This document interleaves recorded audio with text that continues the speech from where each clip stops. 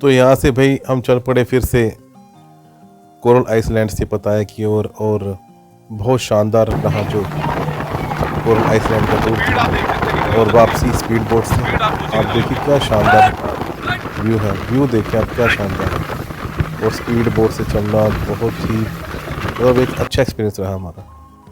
अच्छा, आप जब भी थाईलैंड आए तो कोरल आइसलैंड को मिस मत करना, स्पीड बोट को मिस मत करना। एक्टिविटीज़ होती हैं यहाँ पे, इन सब को करना आप, बहुत शानदार रहने वाला है ये। तो जो लंच है वो लंच यहाँ पे नहीं करवाते हैं।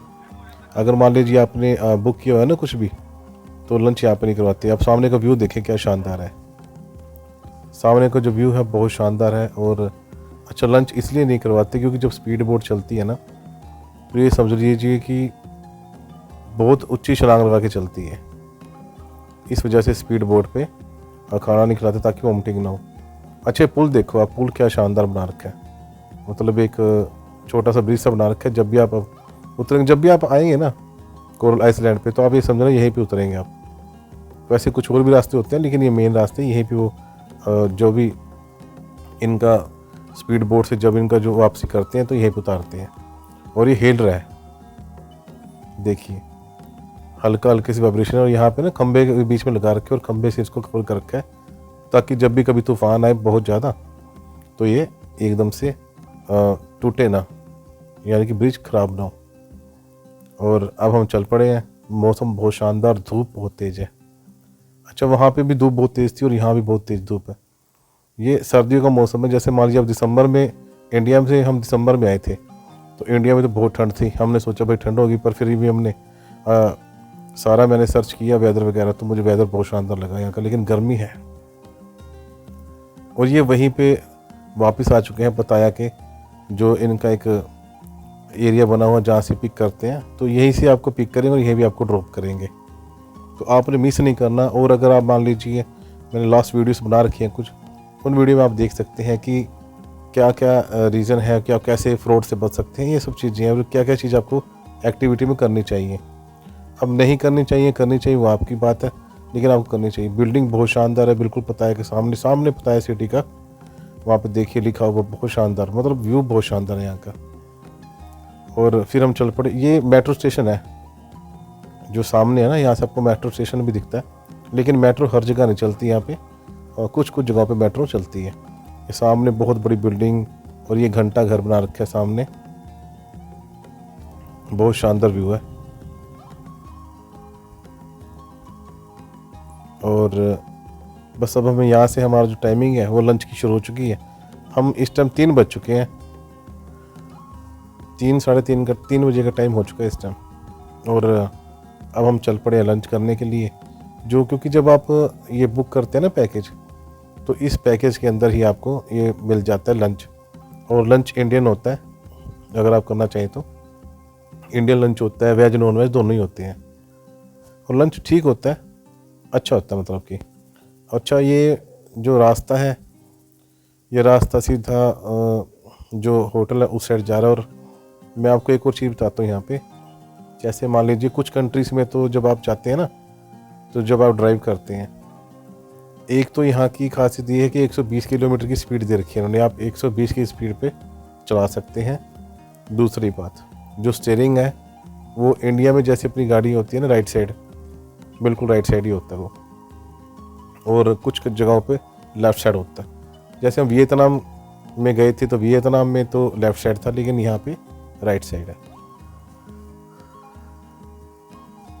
बिल्डिंग देखिए, ये मैं आपको व्यू इसलिए दिखा रहा हूँ, जब भी आप आएँ और इस व्यू को दोबारा देखें तो आपको देखने में अच्छा लगेगा, क्योंकि कुछ चीज़ें देखते हैं तो दोबारा से अच्छा भी लगता है।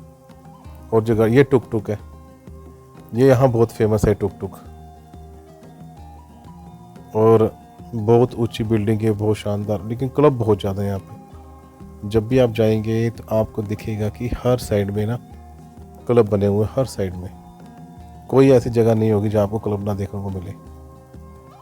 सामने ऊंची बिल्डिंगें, और ये जो गाड़ी है कुछ सिमिलर सी है अपने इंडिया में जैसी गाड़ी है ना, सिमिलर सी है, कुछ ज़्यादा चेंज नहीं है इसमें।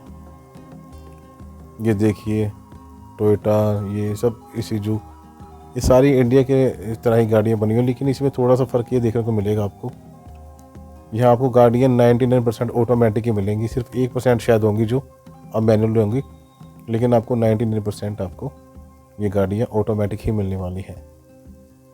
बस इस है। अच्छा, आप एक और चीज़ बताना चाहूँगा, अगर आपने कोरल आइसलैंड जाना है ना, तो ज़रूरी नहीं है कि आपने इंडिया से ही पैकेज करवा के चलना है। अगर आप वहाँ पहुँच गए हैं ना, तो जगह जगह पर वहाँ पे छोटी छोटी वो, जैसे मान लीजिए इंडिया में शॉप बनी होती है, वैसे छोटी छोटी सी टूरिज़्म वालों की शॉप बनी होती है। तो ये हमारा होटल है, ये सामने होटल में आ चुके हैं और यहाँ पे हमने लंच करना है और मैं आपको मिलता हूँ लंच करने के बाद। तो कैरी ऑन रखूँगा वीडियो को मैं इसके बाद लंच करने के बाद। ओके, तो लंच हम करने के लिए चल पड़े हैं। और मैं जो आपको कह रहा था कि आपने जो पैकेज है ना, वो पैकेज जो आप अपना आके यहाँ से बुक कर सकते हैं। बहुत ज़्यादा कॉस्टली नहीं होता, लेकिन किसी अच्छी कंपनी के थ्रू ही करना आप जब भी करना, इस चीज़ का ध्यान रखना, क्योंकि फ्रॉड बहुत ज़्यादा होता है। तो लंच करने के बाद हम चल पड़े हैं और अब जा रहे हैं अपने होटल की साइड। और ये हमारा जो आज का दिन है, ये लास्ट है यहाँ पे।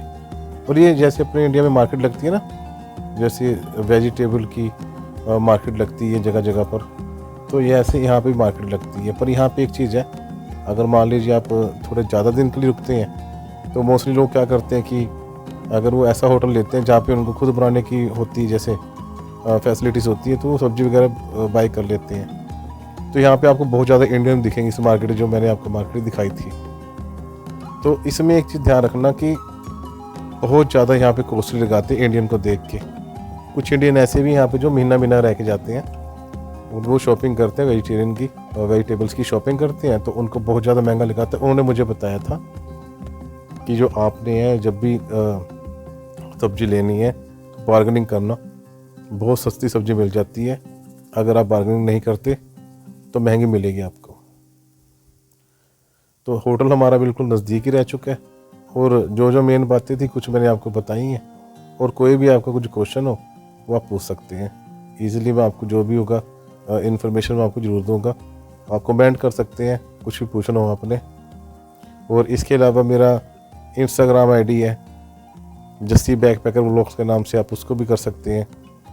और इसके बाद आप फेसबुक पे भी सेम मेरे अकाउंट है वाले, जसविंदर सिंह के नाम से मेरा जो अकाउंट है फेसबुक पर, वो भी आप देख सकते हैं।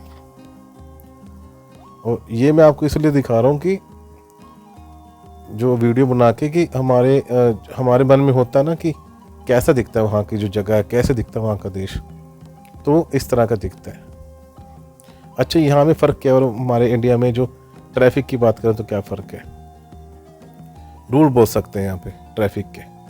आप बिना किसी वजह से एकदम से, ऐसा नहीं है कि आप बहुत स्पीड में चला के ले जाएंगे या एकदम से आप कट मार लेंगे।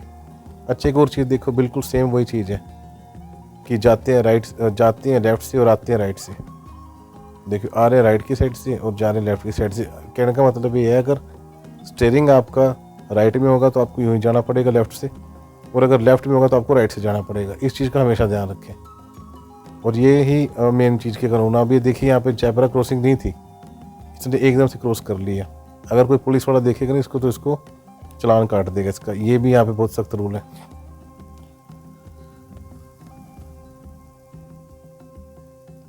और देखने में अगर मैं बात करूँ, साफ़ सफाई बहुत है, रूल रेगुलेशन बहुत सख्त हैं। ज़ेब्रा क्रॉसिंग से आप ज़ेब्रा क्रॉसिंग जब भी आप करते हैं तो इजीली कर सकते हैं। अगर मान लीजिए किसी भी तरह की कोई प्रॉब्लम होती है ना, तो चालान वगैरह काट देते हैं, चिट काट देते हैं अगर वो पुलिस वाले। लेकिन आपको पुलिस दिखेगी नहीं पहली बात तो थाईलैंड में। अगर आप 10 दिन रुके हो ना वहाँ पे थाईलैंड में, तो आपको एक ही बार पुलिस दिखेगी। और अब हमारा होटल आने वाला है, और जो नेक्स्ट वीडियो में दिखाऊंगा आपको, वो नेक्स्ट वीडियो रहने वाली है अपनी एयरपोर्ट से, क्योंकि मुझे काफ़ी ज़्यादा सामान की तैयारी करनी है। बस ये सामने हमारा होटल है और मुझे काफ़ी ज़्यादा तैयारी करनी है, अपना सामान पैक करना है। तो मैं जो मैं नेक्स्ट वीडियो बना के दूंगा आपको, वो नेक्स्ट वीडियो होने वाली है अपनी एयरपोर्ट से। और जो इमिग्रेशन के बारे में है उसके बारे में शॉर्ट्स बना दूंगा, शॉर्ट वीडियो बना दूंगा मैं, और यहाँ पे अपलोड कर दूंगा कि कैसी इमिग्रेशन रहती है थाईलैंड की जब आप इंडिया से आते हैं, और क्या क्या सवाल पूछे जाते हैं, मैं शॉर्ट वीडियो में आपको बताऊँगा। और मिलती है अब सीधा एयरपोर्ट पे। और ये बिल्कुल सामने हमारा होटल है। जो ये आप देख रहे हैं ना, बहुत शानदार एरिया बना रखा है, बहुत बढ़िया भी। और रूल रेगुलेशन सख्त हैं, थोड़ा सा आपको केयर करनी पड़ती है अपनी भी। यहाँ पे जैसे मान लीजिए जहाँ पे इंडियंस का आना जाना ज़्यादा होता है ना, तो वहाँ पे समझ लेना फ्रॉड बहुत ज़्यादा होता है। इस चीज़ को समझना, स्कैम बहुत ज़्यादा होते हैं यहाँ पे।